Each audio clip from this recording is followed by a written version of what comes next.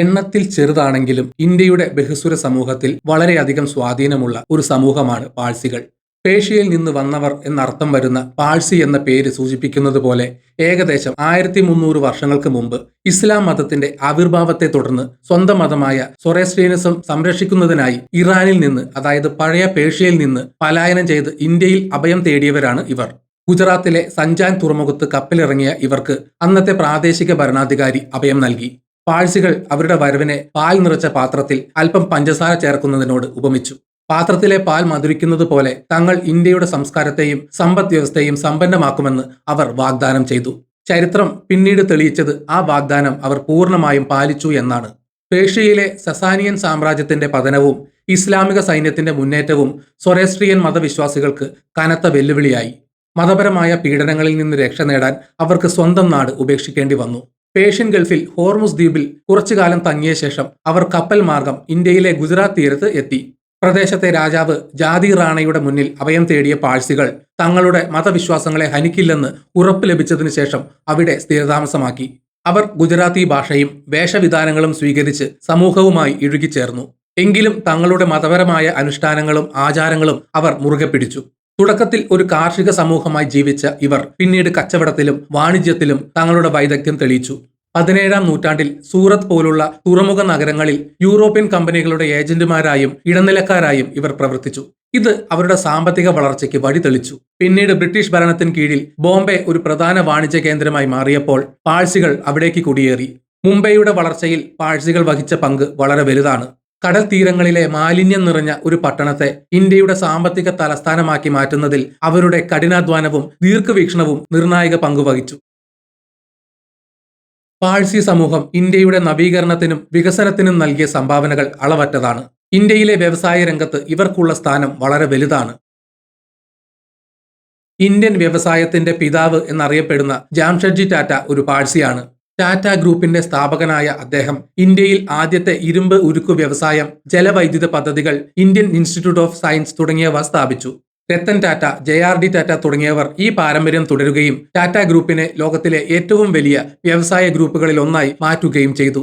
Air ഇന്ത്യയുടെ സ്ഥാപകനായ JRD Tata ഇന്ത്യയിലെ ആദ്യത്തെ കൊമേഴ്ഷ്യൽ ലൈസൻസ്ഡ് പൈലറ്റായിരുന്നു. അർദേശിർ ഗോദ്രേജ് സ്ഥാപിച്ച ഗോദ്രേജ് ഗ്രൂപ്പ് ലോക്ക് നിർമ്മാണത്തിൽ തുടങ്ങി പിന്നീട് സോപ്പ്, ഫർണിച്ചർ, റിയൽ എസ്റ്റേറ്റ് തുടങ്ങി വിവിധ മേഖലകളിലേക്ക് വളർന്നു. വാഡിയ കുടുംബം കപ്പൽ നിർമ്മാണത്തിൽ തുടങ്ങി ടെക്സ്റ്റൈൽസ്, വിമാന കമ്പനികൾ എന്നിങ്ങനെ വിവിധ മേഖലകളിൽ ഇവർ തങ്ങളുടെ സാമ്രാജ്യം കെട്ടിപ്പടുത്തു. ശാസ്ത്ര സാങ്കേതിക മേഖല നോക്കുമ്പോൾ ഇന്ത്യയുടെ ആണവ പദ്ധതിയുടെ പിതാവായ ഹോമി ജെ ഭാഭ പാഴ്സി സമൂഹത്തിലെ പ്രമുഖനായിരുന്നു. Tata institute of fundamental research സ്ഥാപിക്കുന്നതിൽ അദ്ദേഹത്തിന്റെ പങ്ക് നിർണായകമാണ്. ദാദാഭായ് നവറോജി, ഫിറോസ് ഷാ മേത്ത, ഭിഖാജി കാമ തുടങ്ങിയവർ ഇന്ത്യയുടെ സ്വാതന്ത്ര്യ സമരത്തിലും രാഷ്ട്രീയത്തിലും നിർണായക പങ്കുവഹിച്ചു.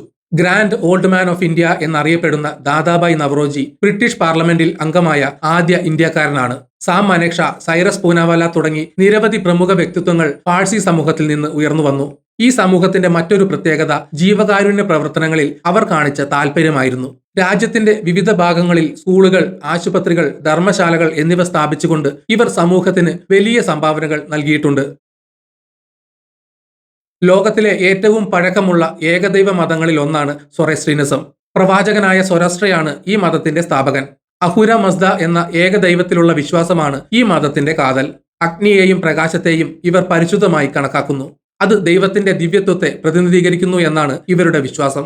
അഗിയാരി എന്ന് വിളിക്കുന്ന അഗ്നിക്ഷേത്രങ്ങൾ ഇവരുടെ ആരാധനാലയങ്ങളാണ്. ഇവിടെ അണയാത്ത അഗ്നി സൂക്ഷിക്കുന്നു. ഈ മതത്തിലെ ചില ആചാരങ്ങൾ സവിശേഷമാണ്. മരണം സംഭവിച്ചാൽ മൃതദേഹം സംസ്കരിക്കുന്നതിന് പകരം ടവർ ഓഫ് സൈലൻസ്, ദഗ്മ എന്നറിയപ്പെടുന്ന വൃത്താകൃതിയിലുള്ള ഗോപുരത്തിൽ വെച്ച് കഴുകന്മാർക്ക് ഭക്ഷണമായി നൽകുന്നു. ഇത് ശരീരത്തെ പഞ്ചഭൂതങ്ങളുമായി വീണ്ടും കൂട്ടിച്ചേർക്കാനുള്ള ഒരു മാർഗമായാണ് അവർ കാണുന്നത്. ഈ ആചാരത്തിന് പരിസ്ഥിതിപരമായ പ്രാധാന്യവുമുണ്ട്. പേർഷ്യൻ ഭാഷയിൽ നിന്ന് വന്നവരാണെങ്കിലും പാഴ്സികൾ ഗുജറാത്തി ഭാഷയുടെ ഒരു പ്രത്യേക വകഭേദം സംസാരിക്കുന്നു. പാഴ്സി ഗുജറാത്തി എന്നാണ് ഇത് അറിയപ്പെടുന്നത്. ഭക്ഷണ രീതിയിലും ഇവർക്ക് തനതായ ശൈലികളുണ്ട്. ദൻസാഖ്, പരിപ്പും ഇറച്ചിയും ഉപയോഗിച്ചുള്ള വിഭവം, ബെറി പുലാവ് തുടങ്ങിയവ പ്രസിദ്ധമാണ്. പാഴ്സി തിയേറ്റർ എന്ന പേരിൽ ഇന്ത്യയിൽ ആദ്യകാലത്ത് വലിയ പ്രചാരം നേടിയ നാടക സങ്കല്പവും ഇവർക്കുണ്ടായിരുന്നു. പാഴ്സികൾ പൊതുവെ ഉന്നത വിദ്യാഭ്യാസം നേടിയവരും സാമ്പത്തികമായി ഉന്നതിയിലുള്ളവരുമാണ്. അവർ സാങ്കേതികമായി വളരെ മുന്നിട്ട് നിൽക്കുകയും ആധുനിക ആശയങ്ങൾ സ്വീകരിക്കുകയും ചെയ്തു. ഇത് സമൂഹത്തിന്റെ വളർച്ചയ്ക്ക് വലിയ പങ്കുവഹിച്ചു. ഇന്ത്യയിലെ പാഴ്സി സമൂഹത്തിന്റെ ഏറ്റവും വലിയ വെല്ലുവിളി അവരുടെ ജനസംഖ്യയുടെ ക്രമാനുഗതമായ കുറവാണ്. കഴിഞ്ഞ 70 വർഷത്തിനിടെ അവരുടെ ജനസംഖ്യ 1.14 ലക്ഷത്തിൽ നിന്ന് 50,000-ൽ താഴെയായി കുറഞ്ഞതായി കണക്കുകൾ സൂചിപ്പിക്കുന്നു. കേരളത്തിലെ പാഴ്സി ജനസംഖ്യയും ഗണ്യമായി കുറഞ്ഞുവെന്ന് സമീപകാല പഠനങ്ങൾ വ്യക്തമാക്കുന്നു. ഇതിന് പിന്നിൽ പല കാരണങ്ങളുണ്ട്. പാഴ്സി സ്ത്രീകൾക്കിടയിൽ വിവാഹിതരാകാത്തവരുടെ എണ്ണവും വിവാഹം വൈകിക്കുന്നവരുടെ എണ്ണവും കൂടുതലാണ്. ഒരു വർഷം 150 ജനനങ്ങൾ നടക്കുമ്പോൾ ഏകദേശം 600 മരണങ്ങൾ നടക്കുന്നു. ഒരു കുട്ടി എന്നതിൽ പല കുടുംബങ്ങളും ഒതുങ്ങുന്നു. പാഴ്സി മതത്തിലെ കർശനമായ നിയമങ്ങൾ അനുസരിച്ച് പാഴ്സി സ്ത്രീ ഒരു അന്യമതസ്ഥനെ വിവാഹം കഴിച്ചാൽ അവരുടെ കുട്ടികൾക്ക് പാഴ്സി സമൂഹത്തിൽ അംഗത്വം ലഭിക്കില്ല. അതേസമയം പാഴ്സി പുരുഷൻ അന്യമതസ്ഥയെ വിവാഹം കഴിച്ചാൽ അവർക്കും കുട്ടികൾക്കും അംഗത്വം ലഭിക്കും. ഈ വിവേചനം സമൂഹത്തിൽ വലിയ ചർച്ചകൾക്ക് വഴിവെക്കുന്നു. ഈ കാരണം പല പാഴ്സി യുവതികളെയും അന്യമതസ്ഥരെ വിവാഹം കഴിക്കുന്നതിൽ നിന്ന് പിന്തിരിപ്പിക്കുന്നു. മികച്ച അവസരങ്ങൾ തേടി യുവതലമുറ വിദേശ രാജ്യങ്ങളിലേക്ക് കുടിയേറുന്നത് ജനസംഖ്യ കുറയാൻ മറ്റൊരു കാരണമാണ്. ഈ പ്രതിസന്ധി പരിഹരിക്കുന്നതിനായി കേന്ദ്ര സർക്കാരും പാഴ്സി പഞ്ചായത്തുകളും ചേർന്ന് ജിയോ പാഴ്സി പോലുള്ള പദ്ധതികൾ ആരംഭിച്ചിട്ടുണ്ട്. കൂടുതൽ കുട്ടികൾ ഉണ്ടാകാൻ ദമ്പതികളെ പ്രോത്സാഹിപ്പിക്കുക, സാമ്പത്തിക സഹായം നൽകുക തുടങ്ങിയവയാണ് ഈ പദ്ധതിയുടെ ലക്ഷ്യങ്ങൾ. ഇന്ത്യയുടെ ചരിത്രത്തിൽ സവിശേഷമായ ഒരു സ്ഥാനം അലങ്കരിക്കുന്ന സമൂഹമാണ് പാഴ്സികൾ. പേർഷ്യയിൽ നിന്ന് അഭയം തേടി വന്ന ഇവർ ഇന്ത്യൻ സംസ്കാരവുമായി ഇഴുകിച്ചേർന്ന് ഈ രാജ്യത്തിന്റെ സാമ്പത്തിക, സാമൂഹിക, സാംസ്കാരിക മേഖലകളിൽ മായ്ച്ചു കളയാൻ സാധിക്കാത്ത സംഭാവനകൾ നൽകി. ടാറ്റ, ഗോദ്രേജ്, ബാബ, മനേക്ഷ തുടങ്ങിയ പേരുകളില്ലാതെ ആധുനിക ഇന്ത്യയുടെ ചരിത്രം പൂർണ്ണമാകില്ല. എന്നാൽ ഇന്ന് ഈ സമൂഹം കടുത്ത വെല്ലുവിളി നേരിടുകയാണ്. ജനസംഖ്യയിലെ കുറവ് അവരുടെ നിലനിൽപ്പിന് തന്നെ ഭീഷണിയായിരിക്കുന്നു. ഈ പ്രശ്നങ്ങളെ അതിജീവിക്കാൻ കേന്ദ്ര സർക്കാർ അടക്കമുള്ളവർ ശ്രമങ്ങൾ നടത്തുന്നുണ്ട്.